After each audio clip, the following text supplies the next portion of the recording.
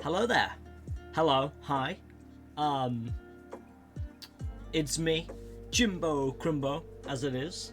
And yes, this is just in the background. Shut up. So, this is a random video. Okay, so, I was watching a video on goblins. Okay? You following? Okay. I was watching a video on goblins, and I was pondering. I was like, well, how does goblin though, right? Because there's a few general things that everyone can agree on. Their general color, they're green or kind of brown, and they're sneaky and weak. And in some depictions, they're made from like mud or slime, right? And so I think it's upon me to decide in my own headcanon how goblins work. So I should name this episode... Episode? Yes, it's an episode. Sorry, I had a plan. Sorry, okay. I'm gonna make a series, or I'm planning to make a series, where I go over different ideas from, like, fiction, and being like, well, here's how it would work in my world, and applying a little more logic to it, right? Because goblins, like, what's the deal? Like, oh guys, it's a goblin. Why? Like, how do they work? Do they have an economy? How do they do language? Do they have a unique way of communicating with each other? Right? Like, how do they make clothes? How, like, are they friendly? Do they, like, all these basic things. So I'm gonna come to a consensus in my mind about goblins. And so this is just a conversation between me and you, dear viewer. So yeah, this is episode 1, I guess. What's the deal with goblins? But yeah, no. Well, firstly, so my take on goblins, right, is them being made from mud and being weak. I think those two things should be connected, to the degree that I think goblins should be like their durability and stats should be based off the material they're made from. Yeah? Does that make sense? Yeah? You're following. So for instance, if you have like mud goblins, you're like, oh look, it's fucking mud goblins. I don't give a damn. They're fodder. And also, I like the idea that they don't have bones, right? Most goblins don't have bones, and that would also go towards their weakness, generally speaking. Their durability solo because they ain't got bones. Of course, the material they're made from is basically mostly mud. They're not going to form bones. I think they should still have blood and need oxygen and whatever. But I imagine it more of like as more like sludgy, like really thick, viscous blood. That, like, if you chop its arm off, they're like, ah, goblin. You know, I don't know why they say goblin. But you chop it off the arm off, and they aren't really like they're bothered and all because they've lost an arm. But like I view it as more of like they ain't gonna bleed out too quickly because it's like sludgy and such. And also, if they have a very slow mud-like blood, that would also explain why they're so stupid. Because, you know, not a lot of oxygen's going to their brain, so that would make them a lot less intelligent overall. Because there's less going to their brain, so they're stupid. Yeah? And another cool thing about this is I'm able to make a good distinction between orcs and goblins. Because the simple distinction would be the material they're made from. And maybe a little bit about the process. The process can be a little bit different. Like, so to clarify, the way I view goblins is like, you know how you have a dog and a different dog, but like they can be literally like, Jesus, they're so different. Like, shut up, phone. They can literally be like, sausage dog, mastiff, or whatever you call it. You know, like there's a huge difference in dogs. Or maybe it'll be closer to, like, tiger, lion. I haven't really decided yet. But like generally that type of distinction. Like they're close. Orcs are just stronger and maybe more stupid. But again, I'll think about orcs at a different time. Well, maybe now. No. I'll see what I can think about orcs. But yeah, goblins. Focus is goblins. Another cool idea I had is that you can have like special variations of goblins.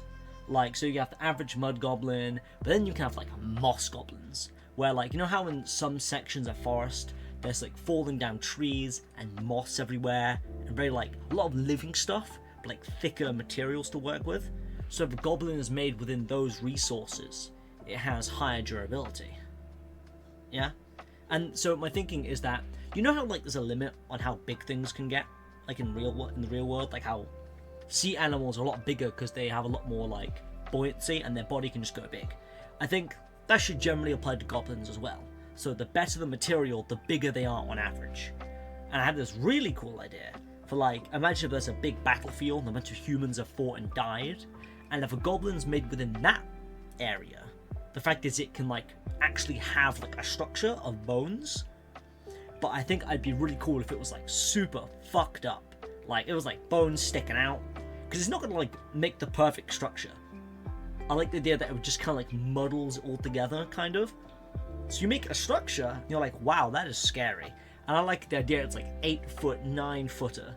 And you're just like, that's a big ass goblin. Oh, also, goblin reproduction. My thinking is that a goblin, there should be 2 ways for a goblin to exist. Through natural, just fucking the right conditions and materials and whatever special requirements are met in area A, B, and C, then goblins will just occur naturally. And then you have the other way where it's goblins choosing to make more goblins. And the way I think that should work is, you know how like animals can be like asexual or like whatever it is, where like they become the other gender? My thinking is it's kind of similar, except goblins don't have genders like humans would have genders. It'd more be like, I've leveled up in this skill tree area enough to make goblin seeds or goblin essence or whatever the hell you want to call it, and then they just fucking stick that shit in the ground, and then just more goblins pop out. I sound insane. But yeah, man. And that's just like, I'm just fucking thinking about goblins, so is there anything else I haven't covered? Let me think. Well, I want some material based. You know, I'm gonna start thinking on the spot, because this is all stuff I had in my brain a few seconds ago. So let me just think on the spot. Should there be lineages? Yes. How would that? Because, and also, I need to think of a way that stops goblins from just being, like, they are mass produced, but there needs to be some hard cap on that. Because that shit could genuinely double and double and double till there's no material left. So we need to think, like, what's the... Oh, wait, actually, no. The cap would just obviously be consumption, right? Because you have to still feed goblins. Still have to exist. Yeah, so I guess I could have no natural cap, I guess. Yeah.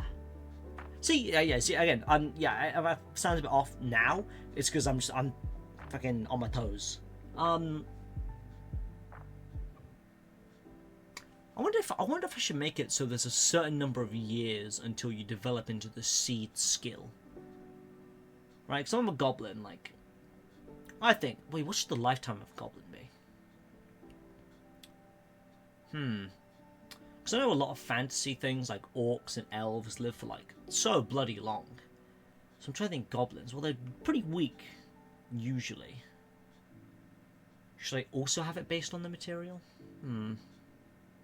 Kind of?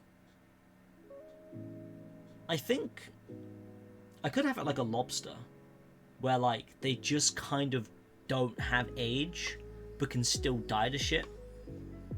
I kind of like that idea, because then like you'll be wandering in like some like running around as your character in like some cave or like some dungeon, and then you just see this monstrous like mud goblin, and you're like, what? The 200-year-old goblin, and he just kicks your ass because he's like a 200-year-old, just lasted longer than most things goblin. Yeah, I like that idea. They're like lobsters. Now let me think. So, I've covered breeding. Well, what should their culture be like? Don't, I'm asking you. You can't respond to me. Well, let me have a drink of my squash, and then we'll conversate about it.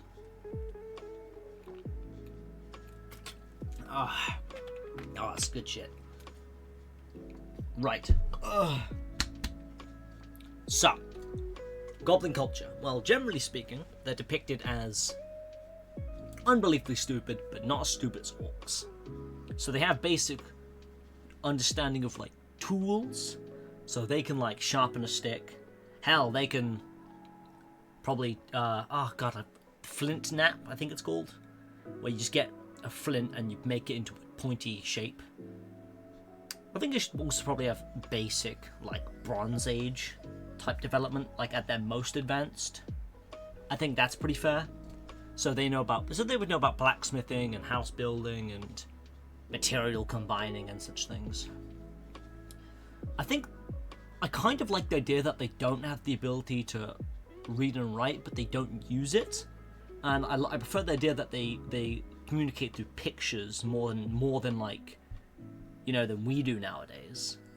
Like you know, like ancient hieroglyphics type deal, but like goblins.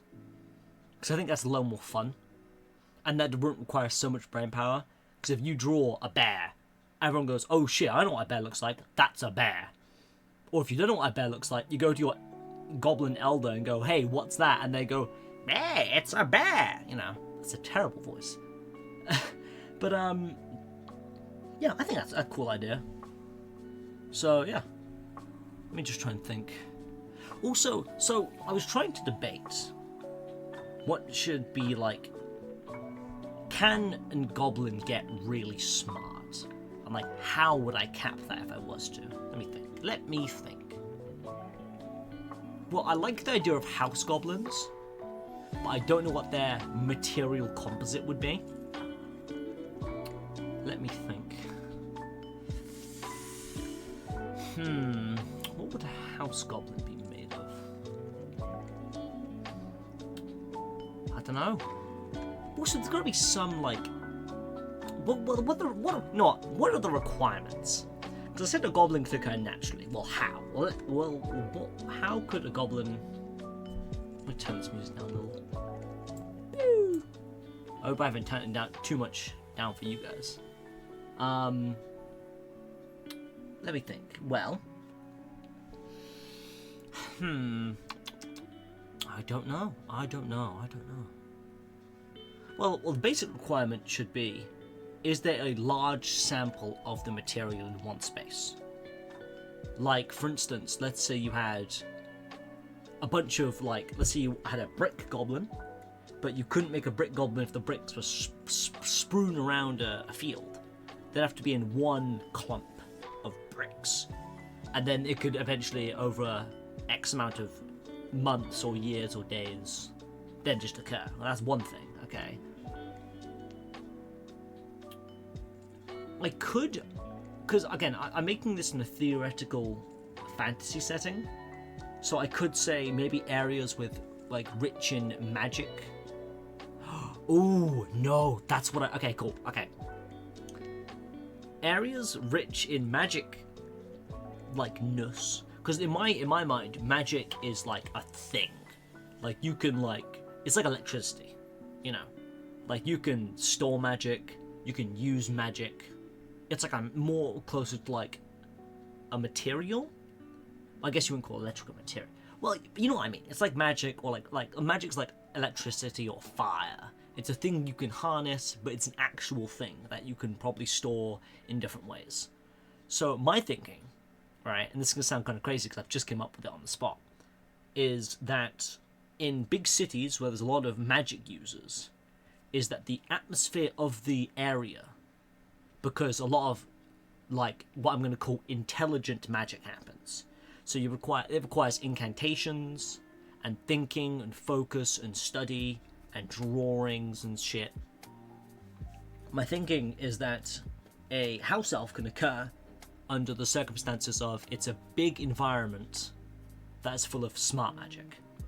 And if there's a big set of materials left for a certain amount of time, and whatever other requirements are met, bang, house goblin. And they can be more intelligent than most goblins. And that can occur because there's a bunch of intelligent people around, and then boom, because the atmospheres became more intelligent by intelligent magic, in brackets, then that can make naturally occurring house elves. Elves? Goblins. Oh, I hope I haven't said elves too many times, because I was thinking about elves. If I've said elves at any point, I meant goblins. I blame you know what? Because now I'm thinking about Harry Potter, because that has elves in it. Elves? Yeah. I think that should be like a variation of goblin. Actually, no, an elf kind of is like a human goblin, isn't it? Because they have the pointy ears and they have better culture, but they're not the green skin. That's like, Oh, I'm thinking now. Oh, I'm thinking now. Oh my god. Ooh, I like this idea. Let me think. No, wait, hold on. I should save that for a different episode on how that functions. Yeah, okay, cool. So, consensus in my brain right now. Goblins, orcs, elves. Fucking, they're all part of the same kind of ish family, but very, very different. Like, I think orcs and elves are close. No, orcs and goblins should be a little closer together. Because that's very much material, and then this happens, and yada yada. But elves, I think it should be more of like a... If goblins grow up in a specific environment, and then... No, how can I have it? Because I think elves should have the ability to, like, breed, like, regular mammals, right? Because obviously goblins are not breeding normally. Well, I say normally. Normal for them. But they're not breeding like mammals. So I need to think of, like, why it's different. How has that occurred? Can it occur naturally? I don't know. I'm just thinking on the spot. Let me think. Okay, well... What about gnome? What the fuck's a gnome, then? Ooh, okay. So, here's another cool idea. I like the idea that in the same realm of logic where it's like, oh, the intelligent magic's all here, that can make intelligent goblins. I like the idea that the further you go out in the city, instead of getting goblin variations, you get gnome variations. So I think of gnomes, they're like goblins, but like you know how there's house spiders? And, well, I don't know if house spiders only occur in homes, but my assumption is because they call a house spider, they're generally better for home environments. So I like the idea that you can get, like, gnome infestations. Like, you go, oh, fuck, hey man, you gotta go in my basement and get rid of all these gnomes. And they're like goblins, but just, like, a little more pack-like, a lot more stupid, and a lot less resourceful. But, like, maybe, like, they keep shit, like crows. Because crows just, like, collect stuff and put it in a nest. So I think it should be, again, not calling crows stupid, by the way, because I love crows so much. But, like, I want them to have similar nature to a crow, but they're gnomes. And they can, I think it would make sense if they could occur in mostly city-esque environments. Oh, man, that's such... Man, I'm so smart. I'm so smart. Good job, me. Good job, me. But yeah, honestly, I think I'll just end it there. And then I'll just upload this in full. And then that's it, yeah. Well, I hope you've enjoyed episode 1 of... Oh, I gave it a name. I forgot. Well, I hope you've enjoyed episode 1 of this series. I'll be covering some mythical being next. I don't know what. Maybe like... Because I was thinking about Dragonborns. That's a weird thing, Dragonborns. I don't have too much research in them. But like... Being Dragonborn does not mean you're born from a dragon. Not necessarily. So I'll probably do a lot of research into that and then make episode 2 be about that. Maybe I'll make it about something else. We'll have to see. But I hope you've enjoyed episode 1. And I will see you later. Bye!